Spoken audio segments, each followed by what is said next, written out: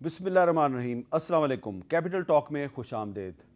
कौमी असम्बली का बजट इजलास शुरू हो चुका है और दूसरी तरफ जो अपोजिशन की सबसे बड़ी पार्टी है पाकिस्तान तहरीक इंसाफ, उसकी तरफ से कल मुल्क भर में पुरअमन मुजाहरों की कॉल भी दी गई है। सवाल ये पैदा होता है कि एक तरफ तहरीक इंसाफ जो है वो सड़कों पर एहतजाज कर रही है, दूसरी तरफ कौमी असम्बली में भी वो हुकूमत की मुखालफत कर रही है, और अब कुछ हुकूमत की जो इत्तेहादी जमातें हैं बजट के मसले पे उन्होंने भी अपने तहफ़्फ़ुज़ात का इजहार शुरू कर दिया है। तो क्या हुकूमत नए माली साल का बजट आसानी से मंजूर करवा सकेगी, और क्या इस बजट में कोई तब्दीलियाँ मुमकिन है? इस पर हम गुफ्तगू करेंगे। और आज हमारे साथ मेहमान हैं वफाकी वज़ीर ख़ज़ाना जनाब मोहम्मद औरंगज़ेब साहब। बहुत बहुत शुक्रिया औरंगज़ेब साहब, आपने हमें टाइम दिया। ये आपका सबसे पहला बजट है और इस बजट से तवक्को ये की जा रही थी कि आप कुछ ऐसे इक़दामात करेंगे जिससे ये पता चलेगा कि आप वाकई कोई नया काम कर रहे हैं, रिफॉर्म्स कर रहे हैं, कोई जो खर्चे हैं हुकूमत के कम करेंगे। लेकिन जो एनालिस्ट हैं वो ये कहते हैं कि इस बजट में जो आप ही के जो अदाद शुमार हैं उसके मुताबिक जो हुकूमत की आमदनी है वो है 9,119 अरब रुपये, और वफाकी हुकूमत के अखराजात हैं 18,877 अरब रुपये। तो ऐसा लगता था कि आप खर्चे हुकूमत के कम करेंगे, लेकिन बजट में हुकूमत के खर्चे कम नहीं किए गए बल्कि 30% के करीब बढ़ा दिए गए हैं। इसकी क्या वजह है? हामिद मीर साहब, बिस्मिल्लाहिर्रहमानिर्रहीम। पहले तो आपका बहुत शुक्रिया कि आपने मुझे मदऊ किया। देखिए, ये जैसे मैंने बजट स्पीच में कहा था कि कुछ बुनियादी उसूल हमने रखे थे जिसके बेसिस पे हमने ये बजट को आगे लेकर जाना है। उसमें सबसे पहली जो चीज़ है वो ये है कि हमने इस इकॉनमी को सस्टेनेबिलिटी की तरफ लेकर जाना है। देखिए सर, ये 9.5% टैक्स टू जीडीपी रेशो से पाकिस्तान नहीं आगे चल सकता। तो बतदरीज हमने एक साल इसको बढ़ाना है ताकि हम इसको 13% तक ले जाएं इंशाल्लाह इन द नेक्स्ट 3 years और सो। अच्छा, अब इसके मैं एक्सपेंडिचर की तरफ बिल्कुल आता हूँ। आपका सवाल जो है बजा है और सब काफ़ी लोगों ने ये पूछा है कि जी एक्सपेंडिचर्स का आपने क्या किया। लेकिन अगर रेवेन्यू साइड पे आप रहें तो उसमें 3 चीज़ें हमने उसमें कोशिश की है। पहली बात तो ये है कि जो सब अखबार ही लिख रहे थे, सब कालम नवीस से लिख रहे थे कि 3.9 ट्रिलियन की आप एग्जेम्पशंस देते हैं, तो ये कैसे मुल्क इसका मुतहम्मल हो सकता है। तो उसमें से कुछ एग्जेम्पशंस जो हैं हमने एक्चुअली कम की हैं, लेकिन उनमें से कुछ एरियाज़ को हमने डिफेंड किया है। फॉर एग्जांपल जो एग्रीकल्चर रिलेटेड है कि पेस्टिसाइड पे सेल्स टैक्स ना लगे, जो फर्टिलाइज़र है, जो सीड है, उनको हमने एग्जेम्पशन में रखा है। उसके अलावा कुछ नए हमने जो रेवेन्यू मेजर्स उसमें लेकर आए हैं।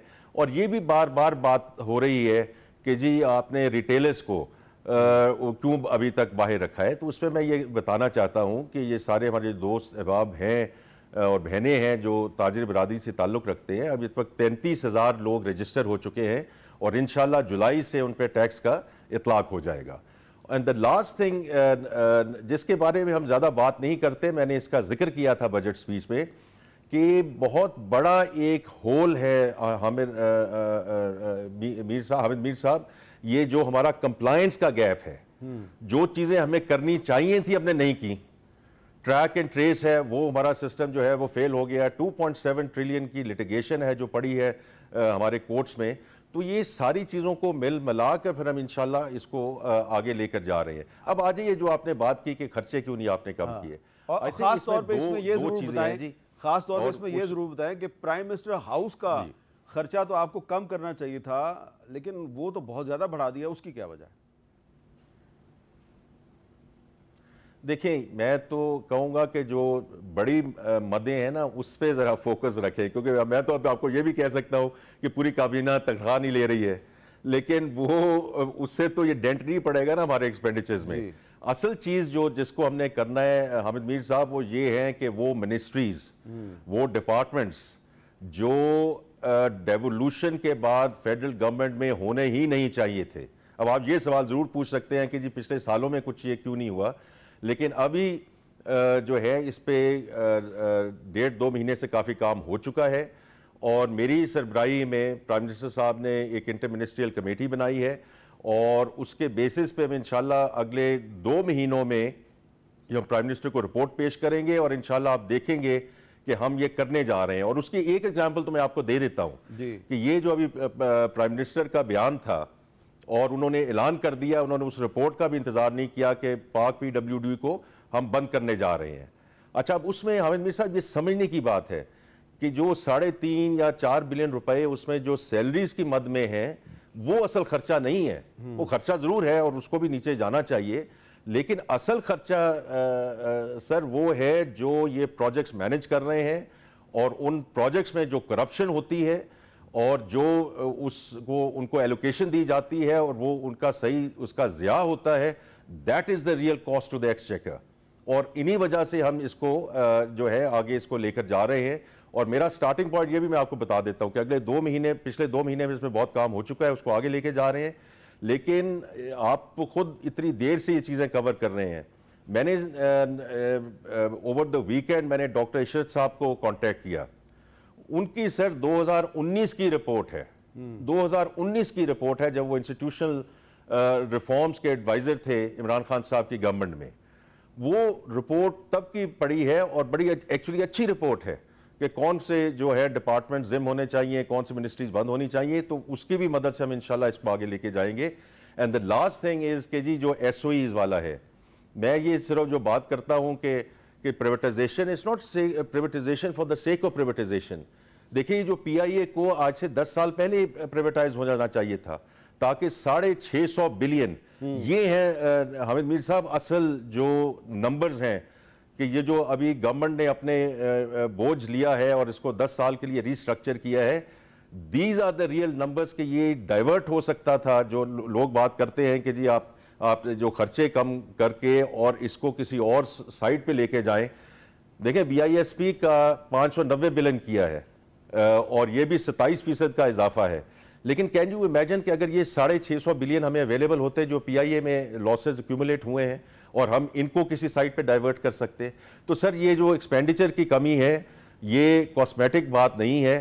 یہ منسٹریز بند ہوں گی ایٹ دا فیڈرل لیول اور یہ ہم جو پریویٹائزیشن کی طرف جا رہے ہیں وہاں سے جو ڈریگ آ رہا ہے ایس او ایز کے خساروں کا اس کو ہم کم کریں گے سر. اچھا, اب آپ ہی کی کابینہ کے ایک سینئر منسٹر ہیں خواجہ آصف صاحب, جو پہلے پیٹرولیم کے منسٹر بھی رہے ہیں, واٹر اینڈ پاور کے منسٹر بھی رہے ہیں. تو انہوں نے ہمارے پروگرام میں کچھ دن پہلے کچھ فگرز جو ہیں پیش کی, کیونکہ ابھی آپ نے ریٹیلرز کا ذکر کیا تو ذرا میں آپ کو سنوانا چاہتا ہوں کہ خواجہ آصف صاحب جو ہیں وہ ریٹیلرز کے بارے میں کیا کہتے ہیں. 49,000 ارب ریٹیل کا سائز ہے پاکستان میں. جو ٹیکس اس وقت ریٹ ہے اگر وہ لگایا جائے تو 2,760 ارب روپے ٹیکس بنتا ہے ان کا. گیس کریں کتنا ٹیکس دیتے ہیں؟ یہ تو میرا خیال ہے کوئی 100 ارب سے بھی کم دے رہے ہیں. 20 ارب. 20 ارب دینا کتنا چاہیے؟ 2760 ارب دینا چاہیے. 66,000 دکان ہے پنجاب گورنمنٹ کی پنجاب کے اندر. جڑی پنجاب گورنمنٹ دی دکان ہے او دا کرایہ جڑا ہے 5,000 تے نال جڑی پرائیویٹ دکان ہے او دا ₹1,00,000. اچھا, اب اورنگزیب صاحب سوال میرا یہ ہے کہ خواجہ آصف صاحب کے بقول جو ریٹیلرز ہیں انہوں نے 2760 ارب روپے کا ٹیکس ادا کرنا ہے, لیکن یہ تو بہت کم ٹیکس دے رہے ہیں, لیس دین 100 بلین روپیز. تو ان کو آپ کہہ رہے ہیں کہ ٹیکس کے نیٹ میں تو آپ لے آئے ہیں لیکن ان پر ٹیکس ڈائریکٹ ٹیکس کوئی نہیں لگا, اور اس کی بجائے آپ نے پی ایس ڈی بھی بڑھا دیا اور جو تنخواہ دار طبقہ ہے اس پہ بڑے بھاری ٹیکس آپ نے ان میں اضافہ کر دیا. تو یہ ریٹیلرز جو ہیں ان کو کیوں نہیں آپ ٹچ کرتے, یہ کیوں انٹچیبل ہیں؟ تو حامد میر صاحب مجھے ذرا اس میں 2 منٹ دیجیے گا کیونکہ بہت آپ کا مناسب سوال ہے. جو ابھی خواجہ آصف صاحب کی آپ نے بات سنائی, ایکچولی یہ جو فگرز ہیں اور جو اس کی کتنی ان کی کنٹریبیوشن ہے to the G D P اور کتنا ڈائریکٹ ٹیکس دے رہے ہیں, ایکچولی آپ ہی کا چینل اور میں جیو کا بہت مشکور ہوں کہ جو آپ یہ ساری پبلک اویئرنیس پھیلا رہے ہیں کہ کون کون سے جو سیکٹرز ہیں ان کی جی ڈی پی میں کیا کنٹریبیوشن ہے, ان کی ڈائریکٹ ٹیکس پہ کیا کنٹریبیوشن ہے. تو اگر میں تو یہ کہوں گا کہ جو جیو کی فگرز ہیں آپ وہی اٹھا کے دیکھ لیجئے, تو جو خواجہ آصف صاحب بھی کہہ رہے ہیں وہ بھی ٹھیک ہے, جو آپ نے کہا ہے وہ بھی بالکل ٹھیک ہے, اسی مد میں یہ اعداد و شمار ہیں. Now, as far as I am concerned, 2022 میں جب مفتاح اسماعیل صاحب نے یہ ریٹیلرز پہ ٹیکس لگانے کی بات کی تھی اس وقت یہ ٹیکس لگ جانا چاہیے تھا, یہ بالکل لگ جانا چاہیے تھا. لیکن چلیں اب یہ 2 years later اب ہم رجسٹریشن کی طرف گئے ہیں. اور حامد میر صاحب یہ جو میں بات کر رہا ہوں جولائی میں جو ٹیکسز کا اطلاق ہے وہ ڈائریکٹ ٹیکس کی مد میں ہی آ رہا ہے, اور وہ ڈائریکٹ ٹیکسز ہی ان پہ جو ہے وہ لگائے جا رہے ہیں. بیکاز دیکھیے ہر ایک نے کنٹریبیوٹ کرنا ہے. یہ ہو نہیں سکتا کہ کوئی سیگمنٹ جو ہے وہ کہے کہ جی ہم جو ہے وہ ٹیکس اتھارٹیز کے پاس نہیں جانا چاہتے, یا ہم جو ہے اس چیز سے استثناء رہنا چاہتے ہیں. اور اسی لیے آپ نے یہ دیکھا ہے کہ جو ہم نے ریٹیلرز کی میں نے بات کر دی, بالکل ڈائریکٹ ٹیکس لگ رہا ہے, جولائی سے اس کا اطلاق ہوگا. اور میری سب سے درخواست ہے کہ جس طرح وہ رجسٹریشن میں اب تیزی آ گئی ہے, اسی طرح دیکھیں ہم نے کہیں سے یہ شروع تو کرنا ہے نا.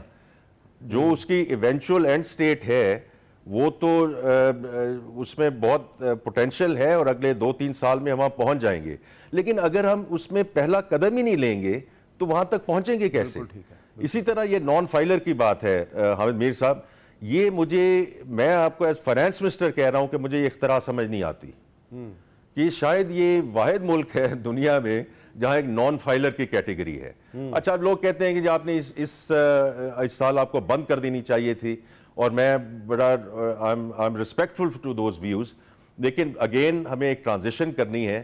تو اب نان فائلرز کے جو ریٹس ہیں وہ ہم اس لیول تک لے گئے ہیں, اور آپ نے دیکھا ہوگا کہ اس میں سیگمنٹس ہیں کہ جو نان فائلر ہیں وہ 2-3-4 دفعہ ضرور سوچیں گے کہ مجھے یہ صرف یہ 2-3% کا ڈفرینشیل نہیں ہے, 45% تک اگر مجھے یہ دینا ہے تو اب اس میں کہ وہ نیٹ میں آنا شروع ہوں گے. یہ میرا اس میں یقین ہے. دیکھیں یہ ابھی ہم نے جو سمز بند کی اس میں بھی بڑا شور و گل ہوا, بیکاز حامد میر صاحب مسئلہ تو یہی آتا ہے نا کہ جہاں بھی آپ جانا چاہیں کہ جی کہ ہمارے پہ ٹیکس نہ لگائیں, not in our backyard, لیکن ٹیکس ضرور بڑھنا چاہیے. تو دیکھیے اب وہ جب سمز بند کی, اب اس میں سے میرے پاس لیٹسٹ فگر نہیں ہے, لیکن 7,000 یا 8,000 سمز وہ دوبارہ کھل چکی ہیں. اچھا وہ کیوں کھلی ہیں؟ وہ اسی لیے کھلی ہیں کہ لوگوں نے آ کے اپنا ٹیکس ادا کیا ہے. کیونکہ ایک اور اختراع ہے جس کو میں کہتا ہوں حامد میر صاحب از ناؤ اسٹاپ فائلرز. یہ بھی ایک اختراع ہے کہ میں نے جائیداد خریدنی تھی, وہ جائیداد خریدنے کے چکر میں آ کے میں نے اپنا ٹیکس ادا کر دیا, اور ٹیکس ادا کر کے پھر اگلے 3 سال کے لیے میں غائب ہو گیا.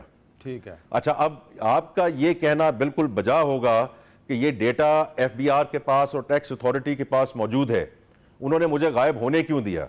تو یہ ہے سر وہ کمپلائنس والا اینگل اور جو ڈیجیٹلائزیشن والا اینگل, کیونکہ ہمیں یہ دونوں چیزیں کرنی ہے. ہم نے اپنی ٹیکس جو ہے بیس بھی بڑھانی ہے, اور جو ڈیجیٹلائزیشن کی وجہ سے جو ہیومن انٹرونشن ہے وہ کم ہوگی, اس سے بھی ہم انشاءاللہ اس کو آگے لے کر چلیں گے. اچھا اب ایک بڑا اہم سوال ہے کہ ابھی بڑی عید گزری ہے جس پہ ہم قربانی کرتے ہیں, تو اس مرتبہ میں نے مختلف سورسز سے پوچھا ہے, تو اس مرتبہ کہا یہ جا رہا ہے کہ تقریباً 500 ارب روپے کے جو قربانی کے جانور ہیں, جن میں بکرے, اونٹ, دمبے, گائے, بھینسیں, سارے جانور شامل ہیں, 500 ارب روپے کے جانور لوگوں نے خریدے.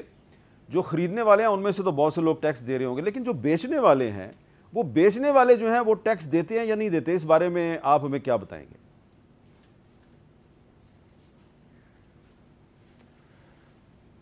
نہیں یہ دیکھیں یہ تو دونوں سائڈ پہ ہی ہمیں اس کا جو اطلاق کرنا ہوگا نا, کہ خریدنے والا بیچنے والا دونوں ہی جو ہے وہ نیٹ میں ہونے چاہیے. دیکھیے حامد میر صاحب میں تو ایک سمپل سی بات کرتا ہوں کہ اس اکانومی میں 9 ٹریلین ہے کیش اینڈ سرکولیشن. جی 9 ٹریلین. اس سال ہم نے ریونیو کتنا اکٹھا کرنا تھا؟ 9.4, اور انشاءاللہ اس کے قریب ہم بالکل پہنچ جائیں گے.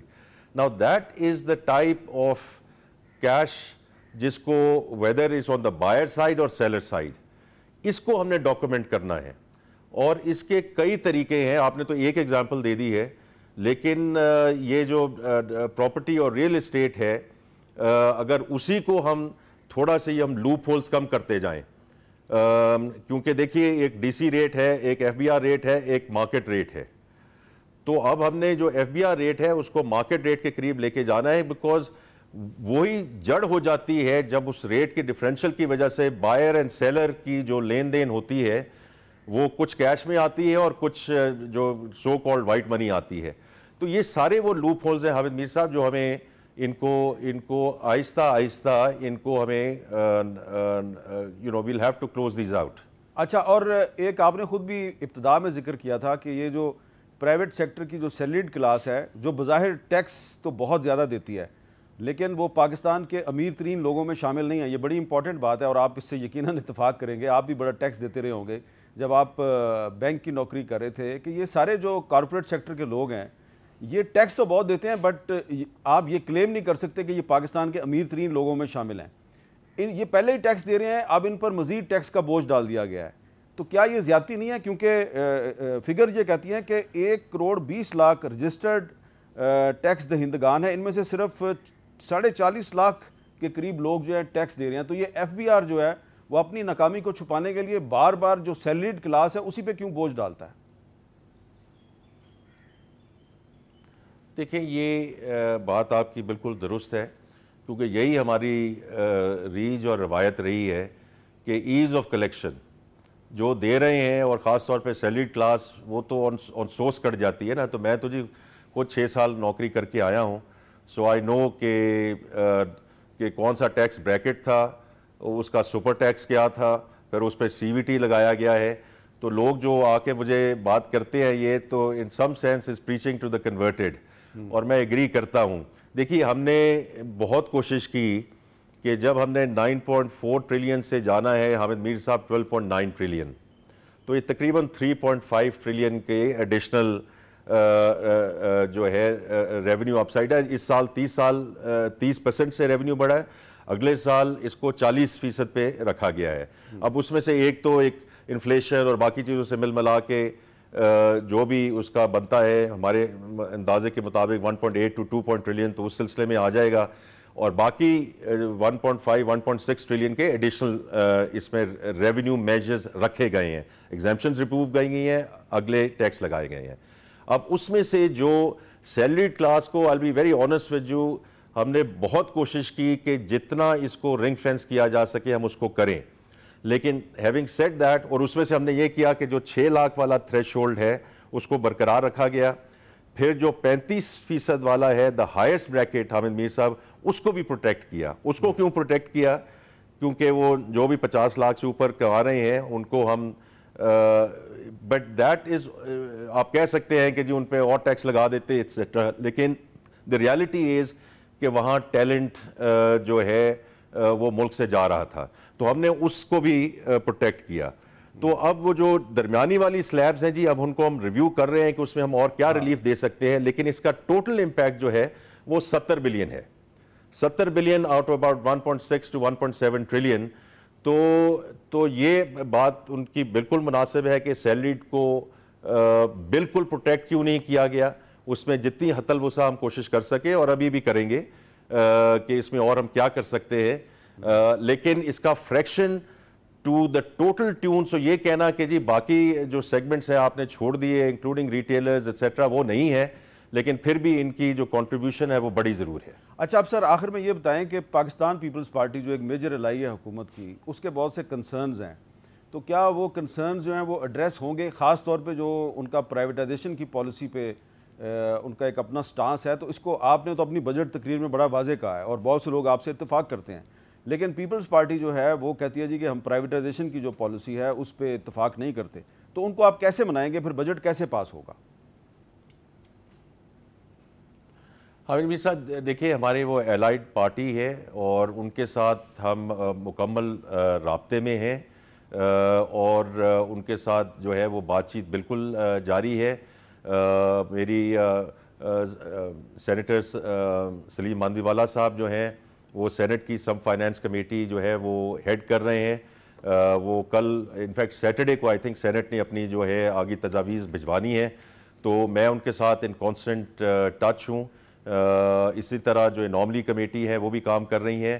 پریویٹائزیشن کی آپ نے بات کی, تو ان کے ساتھ ہم پیپلز پارٹی والوں کے ساتھ بالکل مشاورت کے ساتھ چلیں گے اور ان کو فیکٹ بیس دیں گے. دیکھیے میں تو پیپلز پارٹی کا ایکچولی بہت بڑا مداح ہوں, اور مداح میں اس لیے ہوں کہ جو انہوں نے سندھ میں کام کیا ہے in terms of public private partnership, تو اس کے دیکھیں پریویٹائزیشن کے کئی تعلق ہو سکتے ہیں کہ اس کو اسٹاک ایکسچینج پہ فلوٹ کر دیا جائے, اس کو ٹوٹلی پرائیویٹ سیکٹر کے حوالے کر دیا جائے, ان کو پہلے آؤٹ سورس کر دیا جائے, بورڈز کو پہلے جو ہے کارپوریٹائزیشن کی طرف لے کے جایا جائے, اس میں پرائیویٹ سیکٹر کے لوگوں کو لایا جائے.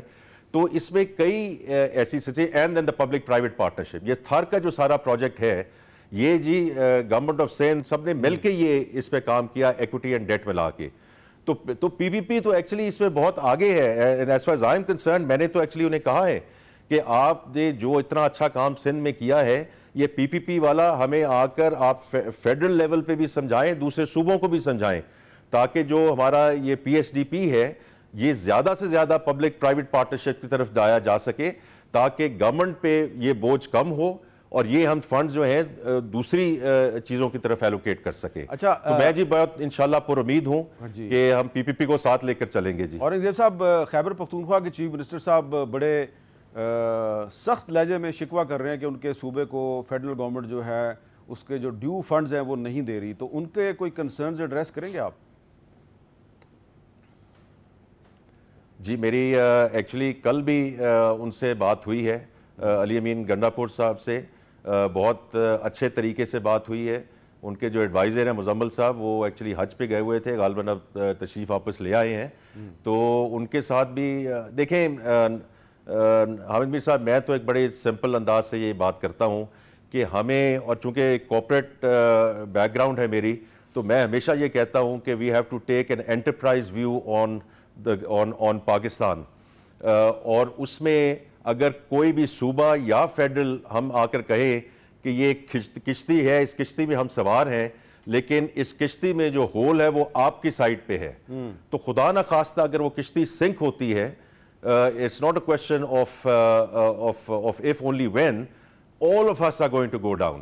تو اس لیے ہمیں ایک دوسرے کے ساتھ مل کر بیٹھ کر, اور اسی طرح اس کو ہمیں جتنی جو مشکلات ہیں یہ سب کچھ ڈائیلاگ سے حل ہو سکتا ہے. تو میں نے جیسے ذکر کیا, میری کل بھی چیف منسٹر کے پی کے سے بہت ایکچولی خوشگوار ماحول میں بات ہوئی ہے, اور جو کچھ بھی ہم کر سکیں انشاءاللہ ضرور کریں گے. جی یہ آپ نے ایک بڑی اچھی خبر سنائی ہے کہ کم از کم فیڈرل گورنمنٹ کی طرف سے کوئی ایک شخصیت ایسی ہے جس کی علی امین گنڈاپور صاحب کے ساتھ بڑی خوشگوار ماحول میں گفتگو ہوئی ہے, اور یقیناً جو یہ خبر ہے یہ عام پاکستانیوں کے لیے ایک بہت ہی اچھی خبر ہے. بہت بہت شکریہ اورنگزیب صاحب, ہمارے ساتھ گفتگو کر رہے تھے, وفاقی وزیر, اور انہوں نے ہمارے جو سوالات ہیں اس کے جواب جو دیے ہیں اس میں تھوڑی سی امید کی کرن نظر آ رہی ہے کہ شاید جو تنخواہ دار طبقہ ہے اس پر کچھ جو بوجھ ہے ٹیکسوں کا وہ کچھ کم ہو جائے گا. ایک وقفہ لیتے ہیں اور وقفے کے بعد ہم گفتگو کریں گے کہ پاکستان تحریک انصاف نے کل 21 جون کو ملک بھر میں مظاہروں کی کال کیوں دے دی ہے, تو اس پہ تحریک انصاف کا موقف معلوم کریں گے ایک وقفے کے بعد.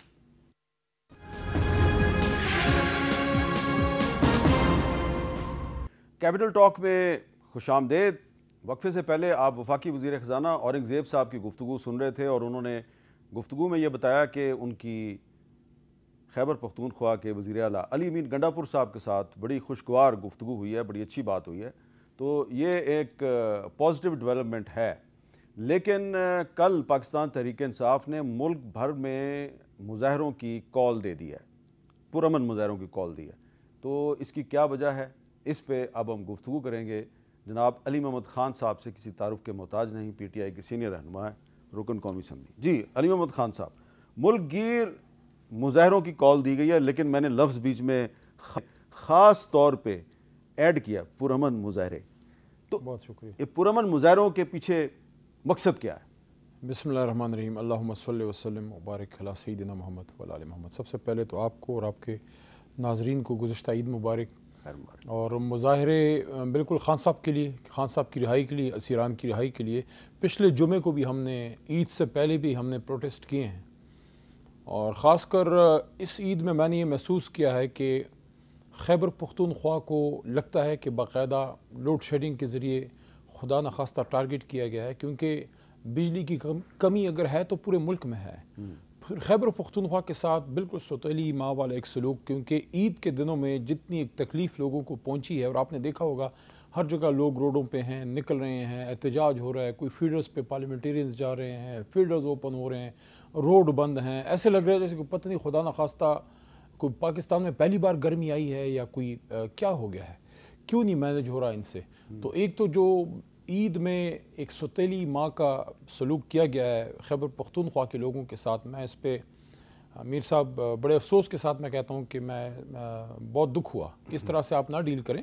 پورے پاکستان میں ایک چیز ہے، اگر ہے تو پھر ایونلی بیلنس کریں، اور بہت سے علاقے ایسے ہیں جہاں بہت اچھی ریکوری ہے، ان کو بھی ٹارگٹ کیا گیا۔ لیکن عید سے پہلے ایک پریس کانفرنس ہوئی تھی، اس میں علی مین گنڈا پور صاحب کے ساتھ اویس لغاری صاحب بیٹھے ہوئے تھے، توانائی کے وزیر، ساتھ محسن نقوی صاحب بیٹھے ہوئے تھے، وزیر داخلہ۔ لوگ بڑے خوش ہوئے کہ جناب یہ تو بڑا اچھا منظر ہے، تو اس کا کوئی پازیٹیو رزلٹ نہیں نکلا۔ میر صاحب دیکھیں، اب نقوی صاحب کے ساتھ اور اویس صاحب کے ساتھ بیٹھ کے انہوں نے پریس ٹاک تو کی ہے، لیکن اس کا رزلٹ نظر تو نہیں آ رہا۔ اب یہ کوئی قابل مطلب پرمسرت نظارے تو نہیں ہیں کہ عید کے دنوں میں ایک صوبے کا وزیر اعلیٰ احتجاج میں، بجلی کے لیے احتجاج میں نکل رہا ہے، یعنی کہ میں نے تو زندگی میں یہ نہیں دیکھا ایک صوبے کا وزیر اعلیٰ نکل کے احتجاج کر رہا ہے۔ جو فیڈر میں گئے ہیں علی امین صاحب، اور وہاں انہوں نے دیکھا ہے کہ وہاں بہت سے فیڈر جو ہیں وہ بند پڑے تھے۔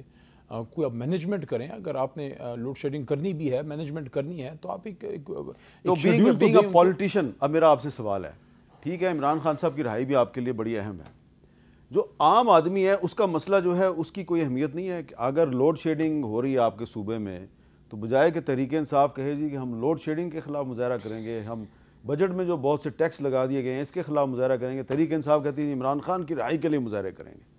نہیں، میں تو برملا یہ بات کروں گا کہ پاکستان کے کسی بھی مسئلے سے سب سے اہم مسئلہ عمران خان صاحب کی رہائی ہے۔ اچھا، اگر ملک کے اتنے بڑے لیڈر کو، جو ایک بہت بڑی غالب اکثریت کا نمائندہ ہے، محبوب لیڈر ہے، اس کو آپ جب جیل میں ڈالیں گے، پھر آپ گلے نہ کریں، پھر ملک میں نہ آپ کی کوئی انویسٹمنٹ آئے گی، نہ کوئی، دیکھیں پولیٹیکل سٹیبلٹی ہے، آپ مجھے بتائیں کوئی ڈائلاگ پروسیس ہے، کوئی پولیٹیکل فورسز کے بیچ میں کوئی مسائل کے حل پہ کوئی سنجیدہ گفتگو ہے، کچھ بھی نہیں ہے نا۔ تو اس میں یہ جو لوڈ شیڈنگ کے مسئلے ہیں، 3.5 سال ہماری بھی حکومت تھی نا، یہی پاکستان تھا، ہم چلا رہے تھے، لوڈ شیڈنگ کے ایشوز اس وقت بھی تھے، ہم مینیج کر رہے تھے۔ حکومت کا کام کیا ہوتا ہے؟ سارے مسئلے ختم نہیں ہوتے، آپ نے مینیج کرنا ہوتا ہے، آپ مینیج نہیں کر پا رہے۔ یہ مسئلے باقی صوبوں میں اس طرح سے کیوں نہیں ہے؟ میں یہ نہیں کہہ رہا کہ سب کو لوڈ شیڈنگ، میں یہ کہہ رہا ہوں کہ آپ ایک صوبے میں کہیں ایسا تو نہیں ہے، یہ سوال ہے بڑا اہم، کہیں ایسا تو نہیں ہے کہ بجلی کی اتنی کمی نہیں ہے جتنا خیبر پختونخوا کو اس وقت عمران خان صاحب کو ووٹ دینے کی وجہ سے آپ ٹارگٹ کر رہے ہیں، ہمیں یہ فیل ہوتا ہے۔ حالانکہ ووٹ پنجاب میں ہر جگہ ملا ہے، وہاں تو مینڈیٹ چوری ہو گیا نا، یہاں حکومت بن گئی۔ تو اب علی امین خان جو ہیں، اب دیکھتے ہیں ان کے ساتھ وہ کیا کرتے ہیں، ان کی ملاقات ہو جاتی ہے، ان کو ایشورنس دے دی جاتی ہے۔ اب علی امین خان نے یہ بھی کہا ہے کہ ہمیں ہمارے محصولات دیں، خیبر پختونخوا کے جو محصولات ہیں دیں ان کو، آپ جو ان کا حق ہے خیبر پختونخوا کو دے دیں آپ۔ پچھلے جمعے بھی مظاہرے ہوئے، پچھلے جمعے کی آپ کو بات بتاتا ہوں، اچھا لگے ہاتھوں یہ بات ذہن میں آ گئی، ججز کمیٹی کی میٹنگ تھی، جو سپریم کورٹ ججز ایلیویٹ ہوتے ہیں یا جو ہائی کورٹ میں اپوائنٹمنٹ ہوتی ہے فریش، ویسے لیگلی سپیکنگ تو سپریم کورٹ میں بھی ججز ایلیویٹ ہوتے ہیں، وہ بیسیکلی فریش اپوائنٹمنٹ ہی ہوتی ہے، لیکن اس کو ایک آنریبل ٹرم یوز ہوتا ہے ایلیویشن۔ خیبر پختونخوا کی 3 سیٹیں، صرف 2 ججز وہاں ہیں، چلیں سارے صوبے ہمارے ہیں، سندھ کے 4 بنتے ہیں، ان کو 5 دے دی ہیں، خیبر پختونخوا کو آپ ان کا جج نہیں دے رہے۔ اس پہ بھی ہم نے احتجاج کیا پچھلے جمعے، اور ہم نے اسپیشل ججز کمیٹی کی ہم نے میٹنگ بلوائی ہے اس نقطے پہ کہ خیبر پختونخوا کو آپ ان کے کوٹے کا جج پورا کیوں نہیں دے رہے۔ اچھا، آپ کہہ رہے تھے عمران خان صاحب پاپولر لیڈر ہیں اور ان کی رہائی جو ہے وہ بڑا اہم مسئلہ ہے، بالکل آپ صحیح کہہ رہے ہیں، being member of the national assembly جس نے پی ٹی آئی کے ووٹ لیے ہیں، تو آپ اپنے تئیں بات صحیح کریں، لیکن یہ کیا وجہ ہے کہ پچھلے جمعے بھی لوگ اتنے نہیں نکلے اور اس سے پہلے بھی اتنے نہیں نکل رہے؟ اس کی کیا وجہ؟ پاپولیرٹی آپ کی اپنی جگہ پہ ہے، لیکن وہ ریفلیکٹ کیوں نہیں ہوتی؟ سڑک پہ اتنے لوگ نظر کیوں نہیں آتے؟ اسلام آباد پریس کلب میں آپ کے لوگ جو ہیں وہ جب پہنچتے ہیں تو وہ سینکڑوں میں بھی نہیں ہوتے، اور پولیس جس کو مرضی چاہے پکڑ کے لے جاتی ہے، کیا وجہ ہے اس کی؟ بڑے جلسے تو میرے خیال میں تحریک انصاف سے زیادہ بڑے جلسے کسی نے بھی نہیں کیے پنجاب، لیکن جب عمران خان صاحب باہر تھے، پنجاب کی تو میں بات نہیں کروں گا، کیونکہ پنجاب میں جس طریقے سے ہو رہا ہے، میں کہہ رہا ہوں جو لوگ ابھی ہمت کر رہے ہیں یہ بھی بہت بڑی بات ہے، لیکن ابھی کل کے بھی پروٹیسٹ ہیں، کبھی کم ہوتے ہیں کبھی زیادہ ہوتے ہیں. یہ ایشو آپ نے نشاندہی کی ہے, ہم نے بھی اس کو نوٹس کیا ہے کہ کچھ جگہوں پہ لوگ کم نکلے ہیں لیکن بہت سی جگہوں پہ لوگ بہت بھی نکلے ہیں, زیادہ بھی نکلے ہیں. کہ اس کی وجہ یہ تو نہیں ہے کہ کچھ لوگ جو ہیں وہ اب گرفتاری سے ڈرتے ہیں؟ کہ کیا گرفتاری کوئی پھانسی تھوڑی چڑھ جاتا ہے, ہم بھی نکل ہی آئے نا گرفتار. اب کیا ہر کوئی علی محمد خان تو نہیں ہوتا کہ 14 دفعہ رہا ہوا, 14 دفعہ گرفتار ہوا اور پھر باتیں بھی سنی. نہیں, سیاست میں اگر آپ گرفتاریوں سے ڈرتے ہیں تو پھر آپ کوئی 9 to 5 جاب کر لیں ٹائی شائی لگا کے. سیاست میں یہ چیزیں ہوتی ہیں. دیکھیں احتجاج ہوتا ہے, کبھی لوگ کم ہوتے ہیں کبھی زیادہ ہوتے ہیں. بڑی عید آ رہی تھی, مے بی وہ بھی ایک ریزن ہو. ابھی کل پھر پروٹیسٹ ہے, ہوپ فلی انشاءاللہ اچھا کراؤڈ نکلے گا. اچھا, تو اس کے بعد آپ مظاہرے جو ہیں وہ جاری رکھیں گے؟ ہفتہ وار جمعے کے جمعے مظاہرے ہوں گے, یا یہ جو ایک آپ کا اپوزیشن جماعتیں ایک دوسرے سے مذاکرات کر رہی ہیں, محمود خان اچکزئی جو ہیں وہ فون کر رہے ہیں لوگوں کو, تو یہ بھی کوئی اناؤنسمنٹ کرے گا؟ دیکھیں بڑے جلسے بھی ہو سکتے ہیں, بڑے مظاہرے بھی ہو سکتے ہیں. ہم چاہ رہے ہیں کہ پیسفل پروٹیسٹ ہوں, اور اگر کوئی ہوش کے ناخن لے اور معاملات مزید نہ بگڑیں. اور جب تک دیکھیں عمران خان صاحب اندر ہیں, آپ یہ بھول جائیں کہ اس ملک میں کوئی پولیٹیکل سٹیبلٹی ہوگی. حکومت آپ کے سامنے بیٹھی ہوئی ہے, ان کے ساتھ اپنی پیپلز پارٹی نہیں بیٹھ رہی. بجٹ سیشن میں وہ باہر بیٹھے ہوئے تھے, وہ منہ بسور کے تو اداس, وہ پریشان باہر بیٹھے ہوئے تھے. اور اندر جو ہے آپ کو لگتا ہی نہیں ہے کوئی وزیر آپ کو انچارج لگتا ہی نہیں ہے. ایک جس طرح وہ پارلیمنٹری افیئرس کے منسٹر آ کے, خیر کسی زمانے میں میں بھی کرتا تھا, لیکن وہ ساری منسٹریوں کے جواب وہ دیتے ہیں, بجلی کے جواب وہ دیتے ہیں, ایگریکلچر کے جواب وہ دیتے ہیں, داخلہ کے جو ہیں وہ تو پتہ نہیں کرکٹ کا کریا کرم کرنے گئے تھے امریکہ, تو نقوی صاحب تو کریا کرم کر کے میرے خیال میں واپس آ گئے ہوں گے. لیکن بہرحال جی اوور آل بات یہ ہے کہ اس وقت اس ملک میں سیاسی ماحول ایسا ہے کہ آپ کو لگتا نہیں ہے کوئی حکومت جو ہے وہ اس کا ہولڈ ہے چیزوں پہ, کیونکہ وہ حکومت کے پیچھے مینڈیٹ نہیں ہے. اس میں ہمیشہ اس پہ سوچتا ہوں کہ اس میں نقطہ کیا ہوتا ہے, کیوں پاپولر جو ہے ووٹ والی حکومت بننی چاہیے. اگر ایک حکومت کو یہ پتہ ہے کہ ہم عوام کے ووٹ سے نہیں آئے, ان کو کیا لگے عوام کے لیے, وہ عوام کے مفاد کے فیصلے, ان کو پتہ ہے ان کو جدھر سے حکومت ملی ہے انہوں نے اس کو خوش رکھنا ہے. اچھا, اب آپ نے بھی ذکر کیا پیپلز پارٹی کی ناراضی کا, ان کے شکوے شکایتوں کا, اس پہ ہم بات کرتے ہیں, لیکن ایک وقفہ بھی لینا جی. وقفے کے بعد دوبارہ ملتے ہیں.